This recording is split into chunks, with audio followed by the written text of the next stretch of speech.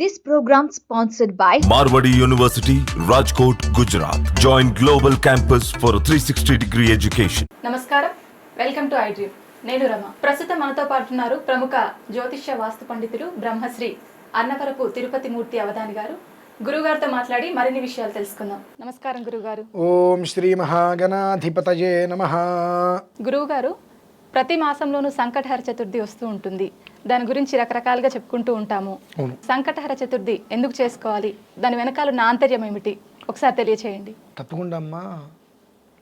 గత కొన్ని సంవత్సరాలుగా సంకష్టహర చతుర్థి అంటే రకరకాలుగా చెబుతూనే ఉన్నారు, రకరకాలుగా వింటూనే ఉన్నారు, రకరకాలుగా చేస్తూనే ఉన్నారు. ఏ ఒక్కళ్ళకు కూడా ఇన్ని రకాలుగా ఎందుకు చెబుతున్నారు, దీని ఆంతర్యం ఏమిటి అని తెలుసుకోవాలనే ఆలోచన ఏ ఒక్కరికి రాలేదు. ఇప్పుడు మీరు అడిగారు, దాని యొక్క అంతరార్థం చెప్పినంత మాత్రాన తెలుసుకునే జ్ఞానం వీళ్ళకు ఉంటుందని నేను అనుకోను. ఎందువల్లనంటే మంచి ఇలా చేయండి నాయన మీరు బాగుపడతారంటే అది మనం చెయ్యం. సంబంధం లేనివేవో చెప్పేస్తుంటే వాటిలన్నింటినీ వెంటబడి పరిగెడుతుంటాం. మన తత్వాలు అవి సరే, మన తత్వాలను ఎప్పుడు మార్చలేం, కానీ చెప్పడం మన ధర్మం, చేసేంతవరకు వెంటబడడం కూడా మన ధర్మమే. కాబట్టి చెప్తున్నానమ్మా, సంకష్టహర చతుర్థి అందులోనే ఉంది కష్టము అనేటువంటిది. హరం అనేటువంటి ఏదైతే గనక ఆటంకాలు కావచ్చు, కష్టములు కావచ్చు, అవి ఏవైతే ఉంటాయో అవన్నీ కూడా పూర్తిగా కూడా హరించుకుపోయేటువంటి చతుర్థి. సంకష్ట అంటే ఎలాంటి కష్టములు కూడా ధరికి రానియకుండా చేసేటువంటిది కూడా ఒకటి చవితి. చవితి చతుర్థి రెండు ఒకటి చవితి. ఆ చవితి అనగా 4 ధర్మ అర్థ కామ్య మోక్షాలకి ప్రతీక. 2 ఆ రోజునాడు గణపతికి మనం ఆరాధన చేస్తూ ఉంటాం. అంటే గణపతికి ఆరాధన చేసే విధంలో మనం అనేక రకాలుగా ఇది పెట్టండి, అది పెట్టండి, ఇది చేయండి, అది చేయండి అని చేస్తూ ఉంటాం. స్వతసిద్ధంగా విఘ్నేశ్వరుడికి మనం ఏమి చేస్తున్నాము, ఏమి చెప్పబడి ఉన్నది అనేటువంటిది ఆ వినాయక చవితి వ్రతకల్పంలో చెప్పబడి ఉన్నది. ఆ వినాయక చవితి వ్రతకల్పము అనేటువంటిది ఒక్కసారి మనం ఆద్యంతాలు కనుక పరిశీలించినట్లయితే ఆ సంకష్టహర చతుర్థి రోజు నాడు ఈ 2 పనులు మనం చేసినట్లయితే కష్టాలు కంప్లీట్గా మన జోలికి రావు, మన దారి వదిలి వెళ్ళిపోతాయి అనేటువంటిది అందులో తెలుస్తుంది.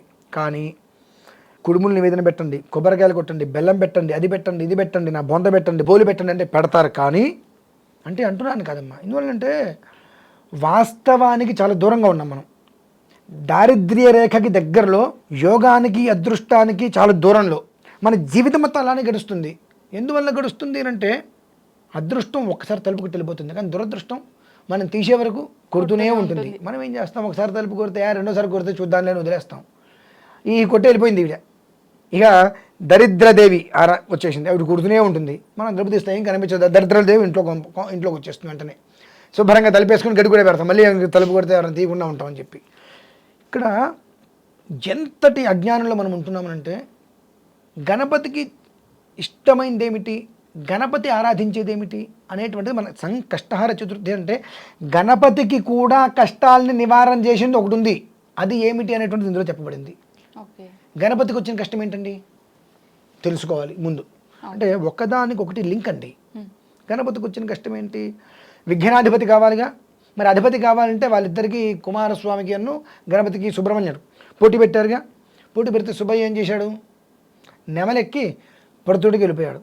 కానీ ఈయనకుందేంటి ఇంత ఎలుక, మరి ఈ ఎలుక మీద ఆయన ఎక్కితే ఎలా వెళ్తుంది, అది ఎక్కడ పరిగెడుతుంది అంటప్పుడు తల్లిదండ్రులకి ప్రదక్షిణం చేయి, భూ ప్రదక్షిణం చేసిన ఫలితం వస్తుంది, కష్టాలన్నీ హరించుకుపోతాయి.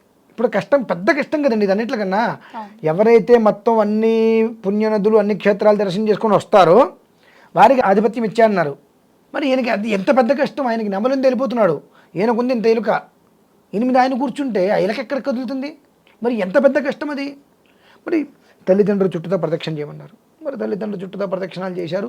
ఆయన ఎక్కడికి వెళ్తే అక్కడ ఆయన కనిపిస్తూనే ఉన్నాడు. మరి అంటే ఆయనకి కూడా వచ్చినటువంటి కష్టాన్ని ఏ రకంగా నిర్వీర్యం చేసుకోగలిగారు అనేటువంటిది సంకష్టహర చతుర్థికి మూలంగా మనం తీసుకోవాలి. కనుక సంకష్టహర చతుర్థి రోజు నాడు పసుపు గణపతిని చేసుకొని ఆయనకి నమస్కారం చేసుకొని, తల్లిదండ్రులు ఉన్నారు ఇంట్లో, చక్కగా వారికి పాద పూజ చేసుకొని వారికి నమస్కారం చేసుకొని, ఆ తర్వాత అంటే గణపతిని తయారు చేసి అక్కడ పెట్టుకొని తల్లిదండ్రులకి పాదాలు కడిగి నమస్కారం చేసుకొని ప్రదక్షిణం చేసి సాష్టాంగ నమస్కారం చేసుకో. ఆ తర్వాత వచ్చి ఇక్కడ కూర్చొని గరిక దొరుకుతుంది మనకు. ఆ గరికెతో చక్కగా గణపతికి ఆరాధన చేసుకోండి. ఆరాధన చేసుకొని ఆ బెల్లం ముక్క అది నివేదన పెట్టుకోండి చక్కగా. దీనివల్ల ఏం జరుగుతుంది అని అంటే గణపతి యొక్క చక్కటి అనుగ్రహం కలుగుతుంది. ఓకే. గణపతి అనుగ్రహం కలుగుతుంది. ఎందుకు కలుగుతుంది? ఆ గణపతి చేసింది ఏంటి? ఆయనకి అంత కష్టం వచ్చింది. అంత కష్టం అనేటువంటిది ఆ గణపతి వచ్చినప్పుడు ఆ గణపతి ఏం చేశాడు? ఆయన తల్లిదండ్రులకు ప్రదక్షిణం చేశాడు. కాబట్టి మనం చేయవలసింది సంకష్టహర చతుర్థి అన్నారు. ధర్మ అర్థ కామ్య మోక్షాలు. ఈ నాలుగిట్లు దేనికోసం ఉంటాయమ్మా? వివాహం చేసుకున్నప్పుడు ధర్మార్థ కామ్య మోక్షం చ విందతి అంటారుగా. అంటే వివాహం చేసుకున్న తర్వాత ధర్మేచ అర్థేచ కామేచ మోక్షేచ త్వయా ఏష అని అంటుంటారు కదా. ఎందుకంటారు ఈ నాలుగు? పిచ్చెక్క, ఎవరికి మతి లేక. ధర్మ సంతానం, ధర్మ ప్రజా సంపత్తిర్థకు స్త్రియముద్వహే, ధర్మ సంతానం కావాలి. ధర్మేచ అర్థము అనగా అనేక రకములైనటువంటి ద్రవ్యాలు మనం తీసుకోవడానికి సంపాదించేటువంటి సంపాదన, డబ్బు, సంపద. కామ్యము అనగా కోరికలు. మన దరిద్రమైన బుద్ధికి కామ్యము అనగానే ఒకటే తెలుస్తుంది. కామ్యం అంటే ఒకటికి ఫోన్ కొనుక్కోవాలనిపిస్తుంది, ఒకటికి 1,50,000 పెట్టి ఫోన్ కొనుక్కోవాలనిపిస్తుంది, తృప్తి తీర్చావదు. ఆ 1,50,000 ఫోన్ని వారం రోజులు అమ్మేసి కొత్త ఫోన్కి వెళ్తాడు. ఇంకొకటి కొత్తగా అనుకుంటున్నా. కామ్యం అనేటువంటి కోరికలు అవి ఎప్పటికీ చావు, పెరుగుతూ ఉంటాయి. ఆ కోరికల్ని నెరవేర్చుకోవడంలో ఒక విధానం, దానికి డబ్బు కావాలిగా. మళ్ళీ ధర్మేచ అర్థేచ కామేచ. ఈ కామం అనేటువంటిది ఎలా ఉంటుంది అని అంటే కేవలము కూడా ఒక వస్తువు మీద ఉండదు. అనేక రకములుగా ఇల్లు కొనుక్కోవాలి, ఇల్లు కట్టుకోవాలి, కారు కొనుక్కోవాలి, బండి కొనుక్కోవాలి, అనేక రకాలుగా ఉంటాయి. ఇవన్నీ తీర్చుకోవటం. మోక్షేచ ఇవన్నీ అయిపోయినాయి. చివరికి ఏంటంటే జీవితం చివరికి వచ్చేసింది. నేను చేసిన పాపాలుంటే అన్నిటిని కూడా నిర్వీర్యం చేసి నాకు మోక్షాన్ని ఇవ్వ తండ్రి అని. ఈ నాలుగిట్లకి ప్రతీక. ఈ నాలుగు ఎక్కడి నుంచి వస్తున్నాయి? తల్లిదండ్రుల నుంచి వస్తున్నాయి. అంటే ఈ శరీరం ఎక్కడి నుంచి వచ్చింది? తల్లిదండ్రులు. ఈ శరీరం రాబట్టే కదా మనం ఆ శరీరానికి చదువు చెప్పగలిగాం. ఆ శరీరం సంపాదిస్తుంది. ఆ శరీరం కొన్ని రకాలైన సౌఖ్యాలని కొనుక్కొచ్చుకుంది, తర్వాత మోక్షం పొందుతుంది. ఈ శరీరం వాళ్ళు వద్దంటే ఉపయోగం లేదు కదా. మరి ఈ శరీరం అనేటువంటిది ఇన్ని రకాల సౌఖ్యాలు అనుభవిస్తున్నామంటే పాపం రాకుండా, కష్టం రాకుండా ఉండాలంటే సంకష్టార చతుర్థి రోజున ఏం చేయాలి? కనీసం ఈ శరీరానికి తల్లిదండ్రులకు నమస్కారం చేయి. ఆ నమస్కారం చేసి గణపతికి ఆరాధన చేసుకో. అంత బెల్లం ముక్కో కొబ్బరి ముక్కో నివేదన పెట్టాను. ఆయనకి అరటిపండు. ఆయనకే కష్టం లేకుండా చేసినటువంటిది ఆయన చేశాడు. ఆయన ఆచరించింది ఆయన అడుగుజాలలో మనం ఆచరిస్తే ఆ కష్టం మన వరకు వస్తుందండి. అంటే మనం తెలుసుకోవాల్సింది ఏదో సంకష్టహర చతుర్థి పొద్దున్నే పూజ చేయండి, ఈ నివేదన పెట్టండి, ఆ పుష్పం పెట్టండి, ఈ ఫలం పెట్టండి కాదు. ఆ సంకష్టహర అంతటి కష్టం ఎవరికి వచ్చింది? తప్పూర్వం మనం సత్యనారాయణ స్వామి వ్రతం చేస్తూ ఉంటాం. 5 కథలు చెప్తాంగా ఒక్కొక్కరికి ఇలా జరిగిందని చెప్పి. అలానే సంకష్టహర, కష్టం అనేటువంటిది ఎవరికి ప్రధానంగా ఎక్కువ కష్టం వచ్చింది? ఆ కష్టం వచ్చిన వ్యక్తి ఏం చేశాడు? ఆ విఘ్నాధిపతి అయిన విఘ్నేశ్వరుడికే కష్టం వచ్చింది. ఆ కష్టాన్ని అధిగమించడానికి ఏం చేశాడు? తన తల్లిదండ్రి అయిన పార్వతీ పరమేశ్వరుడికి నమస్కారం చేశాడు. ఎందుకు చేశాడు? ఆయన చూసిన దేవుడెవరు? గణపతి చూసిన దేవుడెవరు? తల్లిదండ్రులు. ఇప్పుడు నేను చూసిన ప్రత్యక్షంగా చూసిన దేవతలు ఎవరు? మా తల్లిదండ్రులు. తర్వాత శివుడు కావచ్చు, అమ్మవారు కావచ్చు, ఏదైనా కావచ్చు. ఎవరికైనా ప్రత్యక్ష దేవతలు తల్లిదండ్రులు. వాళ్ళని నేను వదిలేస్తాను, విష్ణుమూర్తిని పట్టుకుంటాను, ఆంజనేయ స్వామిని పట్టుకుంటాను, శివుడు త్రిశూలం పట్టుకుంటాను, సుబ్రహ్మణ్య స్వామి అంకుశం పట్టుకుంటానంటే పైసా ఫలితం లేదు. వినాయకుడు తొండం పట్టుకున్న ఉపయోగం లేదు. కాబట్టి రోజు ఎట్లాగో చేయం. కొన్ని మన వ్యాస పౌర్ణమి ఇలా ఏదైనా వచ్చినప్పుడు సంకష్టహర చతుర్థి ప్రతి నెల వస్తుంది కదా, ఈ పని చేయండి. ప్రతి నెల వస్తుంది. ఆ రోజు నాడు నాకు సెలవు దొరకలేదండి, ఉద్యోగం ఉందండి, భార్య పుట్టినరోజు ఏం చేస్తావు అన్నాను కాదమ్మా. నాకు ఏదైనా ముఖం మీద మాట్లాడటం అలవాటు, మొహమాటంగా ఏంటి ఉపయోగం? నీకు విషయం తెలియాలి. భార్య పుట్టినరోజు అయితే ఏం చేస్తున్నావు? సెలవు పెడుతున్నావుగా, చచ్చినట్టు పెడతాంగా. పెళ్లి రోజు అయితే సెలవు పెడుతున్నావుగా. కాబట్టి నీ భార్య పుట్టినరోజు నాడు నువ్వు సెలవు పెడుతున్నావు కదా. నువ్వు భార్య నీకు వచ్చిందంటే నీకు ఈ శరీరం ఉండబట్టేగా, ఈ జన్మ ఉండబట్టే. ఈ జన్మ నీకు ఎవరు ఇచ్చారు? తల్లిదండ్రులు. వాళ్ళ కోసం ఆ సంకష్ట చతుర్థి నువ్వు సెలవు పెట్టడం దానికి పొద్దున్నే 6ంటికి లేచి వాళ్ళిద్దరు చుట్టూ నమస్కారం చేసి గణపతికి అంత బెల్లం మొక్క నివేదన పెట్టు, ఆయన సంతోషపడతాడు. ఇది సంకష్టహార చతుర్థి గురించి మనం చెప్పుకుంటూ వెళ్తే ఏదో యజ్ఞాలు యాగాలు తపాలు చేయక్కర్లేదమ్మా.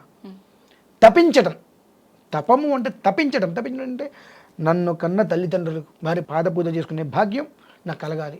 నేను ఎట్లాగో రోజు చేయట్లా. సంకష్టహార చతుర్థి అంటే చతుర్థి అంటే గణపతికి ఇష్టమైంది.